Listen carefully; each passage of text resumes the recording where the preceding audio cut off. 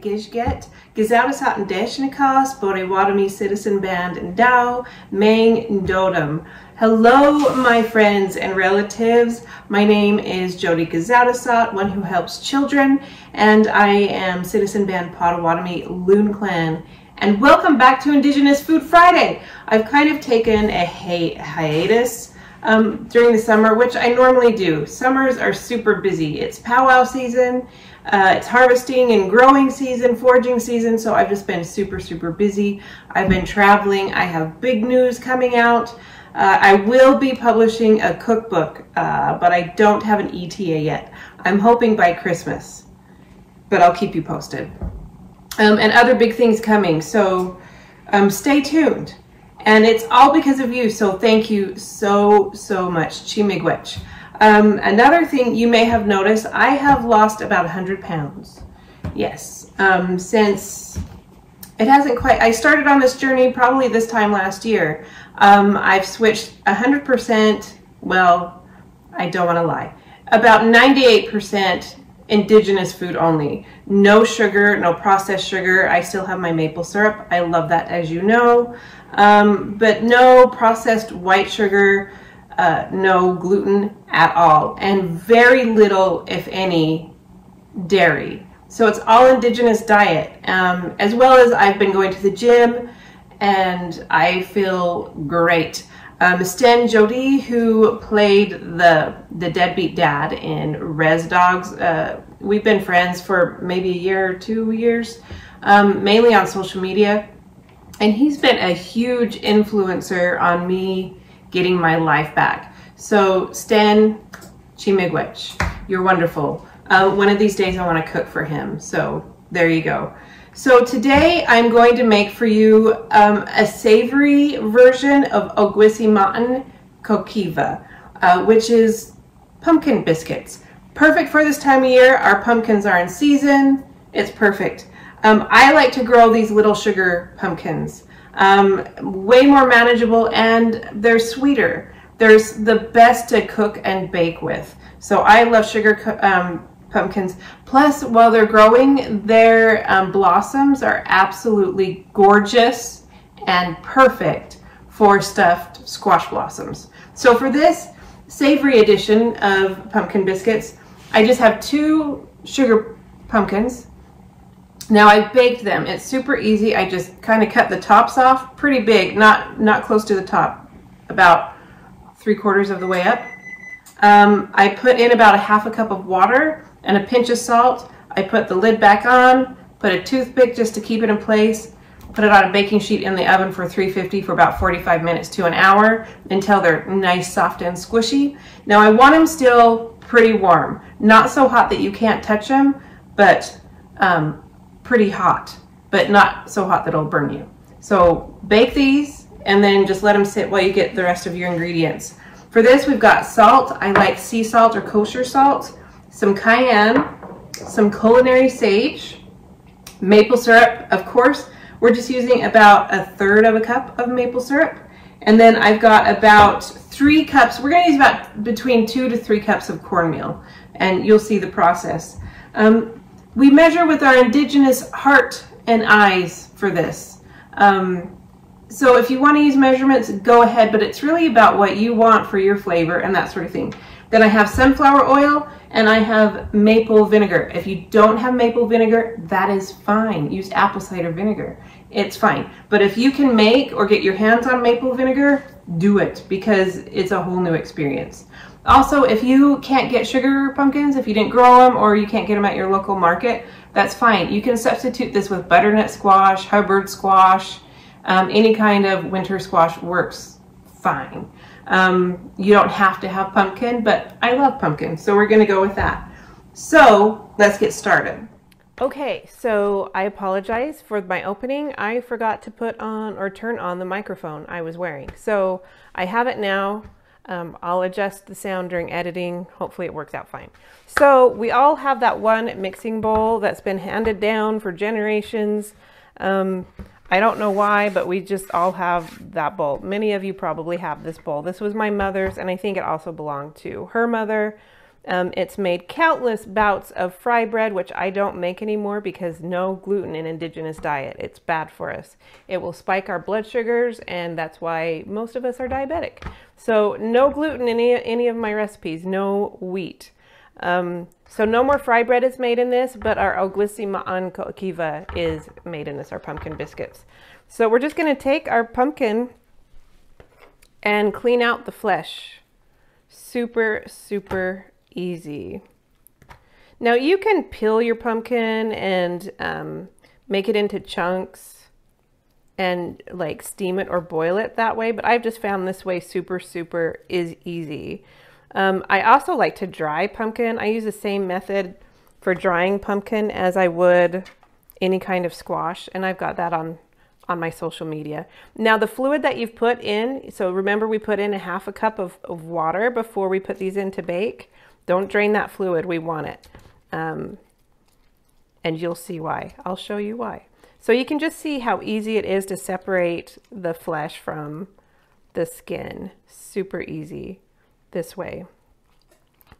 So get that all in, and then I'll feed the skins to my chickens and they absolutely love it, so everyone wins. And then they pay me back by giving me eggs. So win-win. So yeah, these are just two little sugar pumpkins that I grew in the garden. So perfect. And we don't really celebrate Thanksgiving. However, I do host a really big like harvest feast. And these are one of the main dishes that I like to serve. It's just, you can serve it with stew or with turkey and pheasant. And it's so good. It's just like a perfect biscuit, and it's nice and savory. So it's just absolutely perfect. Okay, so it's all in there. I'm just going to kind of mix it up just so all the fluid's in there, nothing's dry. Okay, perfect. Now I'm going to add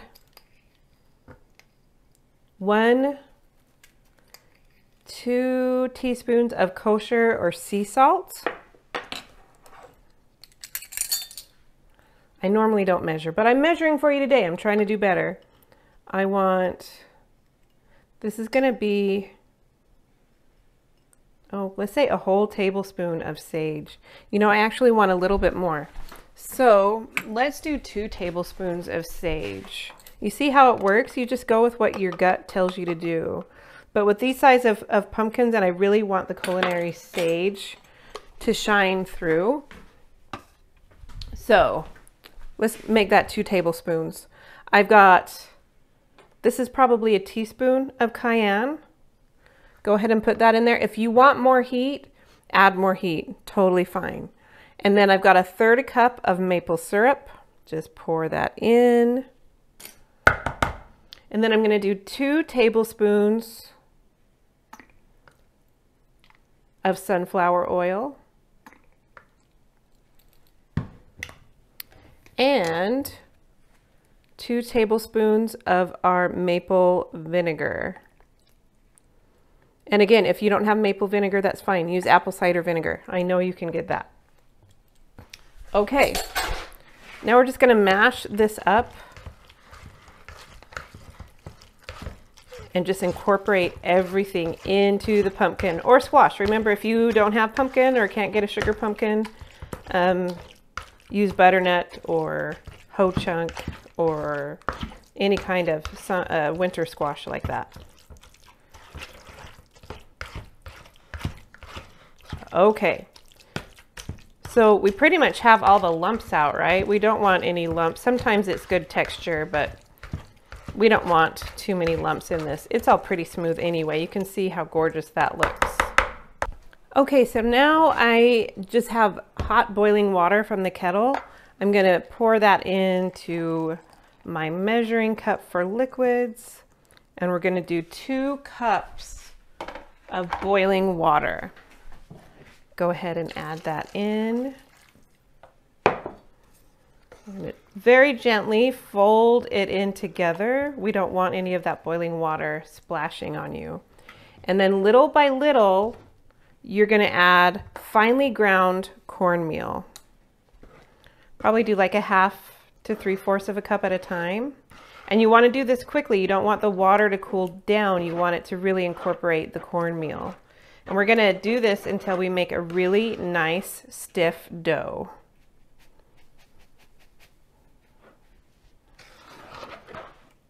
Now I get my cornmeal, we have some Amish neighbors that don't live too far from us, and everything they grow is, you know, organic, and they grind it just beautifully.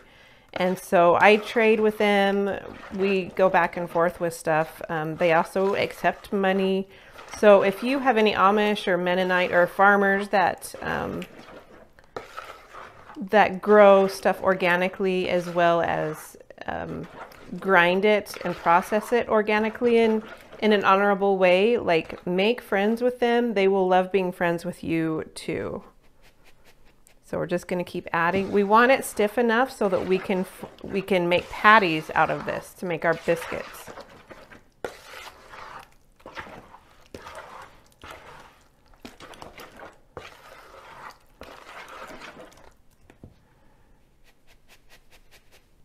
And so the measurements are not going to be accurate because the pumpkin sizes vary, right? So this is why we just do this at a little at a time.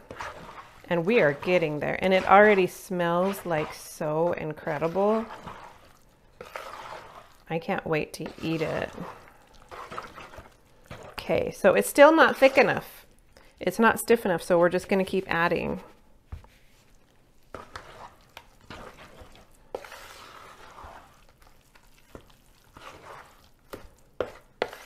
So if you guys celebrate like the harvest, or get friends and family together to celebrate the harvest and the coming of winter, like, let me know. Drop it in the comments what you all do. I love to hear it. For me, it's just a celebration of the harvest, because we've worked so hard through the spring and summer to grow and forage and preserve, to be able to provide for our families.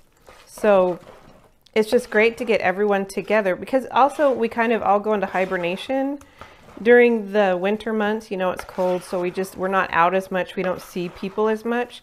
So it's just kind of like a last hurrah for the season before we go into winter time, and then it's storytelling time. If you don't know what that is, for Indigenous people, well, we're not all a monolith, but for Anishinaabe people during the winter time, that's known as our like education time. So every night everyone in the community would gather in the lodge, and people would share stories. The elders took that time to educate the children as well as adults on the creation stories, on trickster stories, any kind of stories that would help keep you safe and learn morals. It's all shared in the winter time. And the number one reason why it's in the winter time is because we're all kind of in hibernation, and we're not out growing stuff. So we're in the lodge staying warm and feasting and sharing stories. But also that's when the spirits sleep, so we're not waking them up and disturbing them. So for this, I actually, for this size, for two of them, I used about 6 cups of finely ground cornmeal. So you can see how it's not, you can think like you're only going to use 4 cups, but you're really you might use more or less. That's why we only add a little bit at a time. And you can see the dough is nice and stiff. So I've got this all mixed. I'm going to let this sit for about 10 minutes, just so that the cornmeal can absorb all of the goodness. And then we're going to come back and we're going to make some patties. And you're going to love it. At this point, preheat your oven to 350. I like to use parchment paper, because then I don't use a lot of oil and it's going to stay the way. And then I just cut out a piece of parchment paper that fits it perfectly. A secret you can do, like if you have a problem with parchment paper sticking up, is just put like a little dab of oil on the edges, and it will stick down and stay there. So that's just a little trick of the trade that I've learned. So there you go. So get your cookie sheets ready and I will meet you back here in 10 minutes. Okay, so now I'm just going to take a handy dandy ice cream scoop and scoop up one biscuit, put it into my hand, and then I just very carefully make a nice little biscuit about a ½ inch thick and place that on your baking sheet. Super, super easy. This is also a lot of fun for kids to do. Teach them young how to cook and how to provide for themselves. So these don't really expand a whole lot. So you don't, there's not a leavening agent or any kind of eggs in it. So where you put them is pretty much where they're going to stay.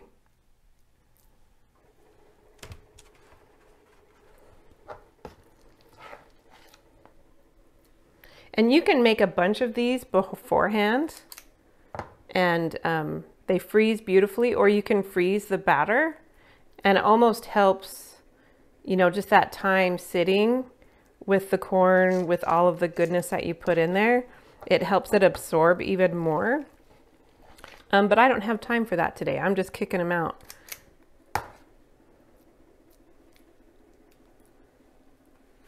And you can play around with your ingredients as well. Like you don't have to have sage and cayenne. You can put in rosemary or some juniper.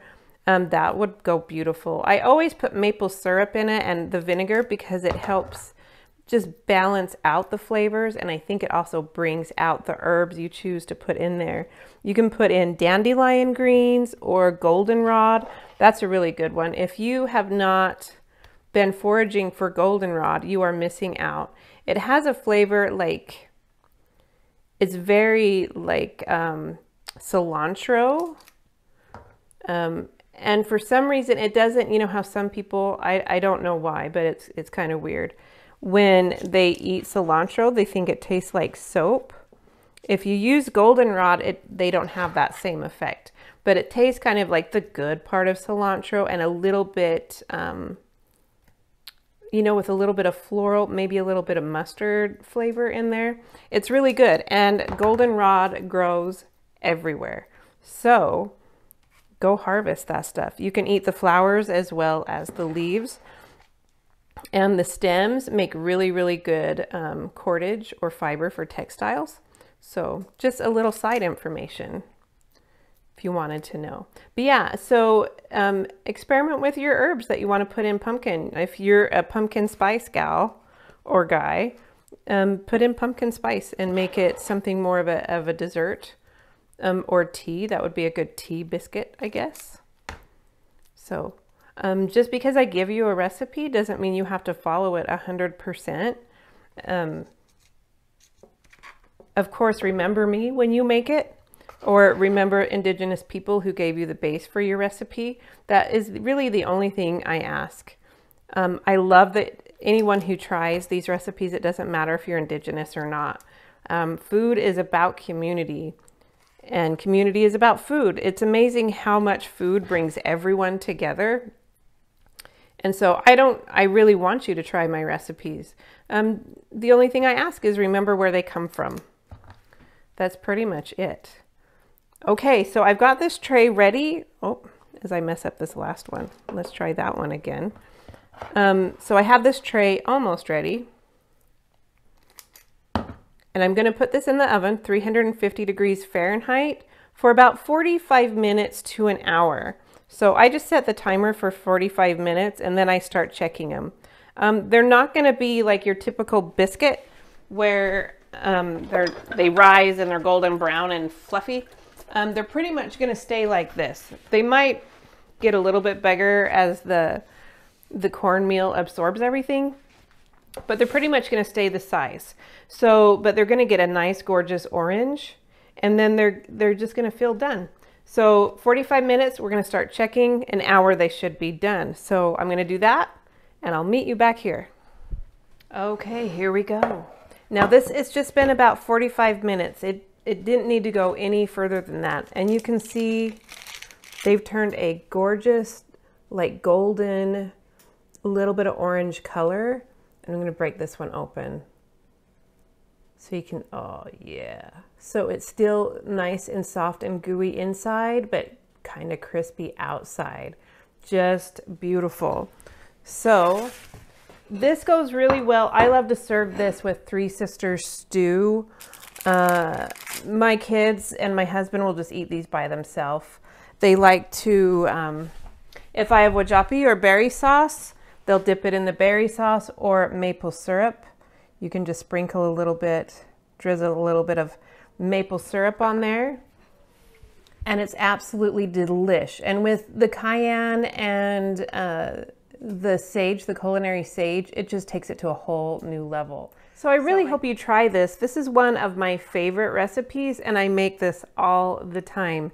You can rest assured that all the ingredients are good, they're indigenous, you don't have any added white or processed sugar in it. The only sweetness is from the maple syrup, which actually has a ton of vitamins and minerals as well as protein. So if you're gonna use sugar, use maple syrup or maple sugar. So I hope you give this a try. Let me know what you think. And one of these days, Stan Jody, we are gonna get together and I'm gonna cook for you. So here you are, Bon Appetit.